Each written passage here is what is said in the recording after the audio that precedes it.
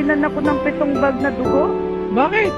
Pag ako namatay, hindi kakayanin ng mga anak ko. Oh, huwag ganun. Ano po? Yes, ma'am. Saan mo ba na, ma'am? Hindi dito sa number 58, Pangasinan. Andito na ako, ma'am. Sige. Okay. Kanto, ma'am. Kanto. Sa kanto. Yes, ma'am. Andito na po. Shower cup. Sige. Wait, ma'am. Dito tayo, ma'am. Oo, dito na, pwede na dyan. Dito. Sige. Nag-iba talaga yung yung ugali ko nung simula nung ako, Ano, ma'am? nasalinan ako ng 7 bag na dugo. Bakit? Bumaba kasi hemoglobin ko, Oh. naging 44. Ano ba sakit mo? Dinugo ako. Okay ka naman ngayon. Okay na ako ngayon, pero nireregla pa din ako ngayon. Meron akong myoma, ovarian cyst, tapos meron pa akong enlargement of the heart. Naku, ma'am. Hindi may maintenance kayo niyan. Meron na, okay naman na ako, wag lang akong mapagod, mapuyat. Ang daming bawal pala sa'yo, ma'am. Oo, Dapat relax lang, lahat laging masaya, di ba? oo, pero pagka inaasar ako, madali mag-init ang ulo ko. Sabihin mo, ma'am, na huwag kang kasarin. Masaya ka naman ngayon. Masaya naman. Ayun. Ayan, Katulad nung anak, saan ka na naman pupunta? concern lang sa'yo yun, ma'am. Ilan na po ba anak niyo? Dalaway. Malalaki na?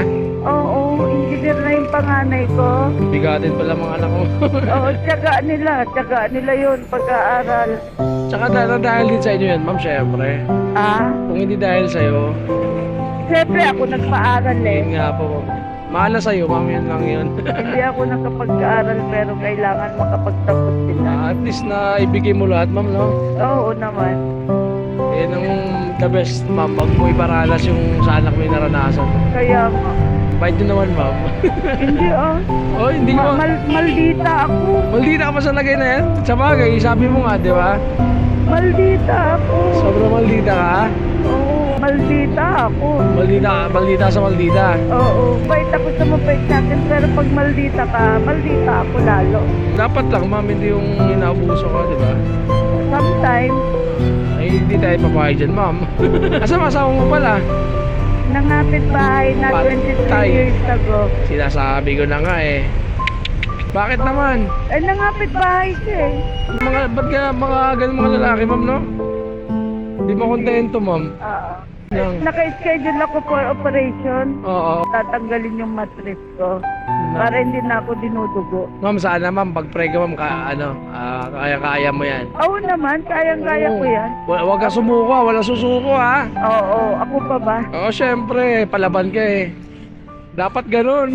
Pag ako namatay, hindi kakayanin ng mga anak ko. Oo, huwag ganun. Naiyak tuloy ako, ma'am. Saan man na?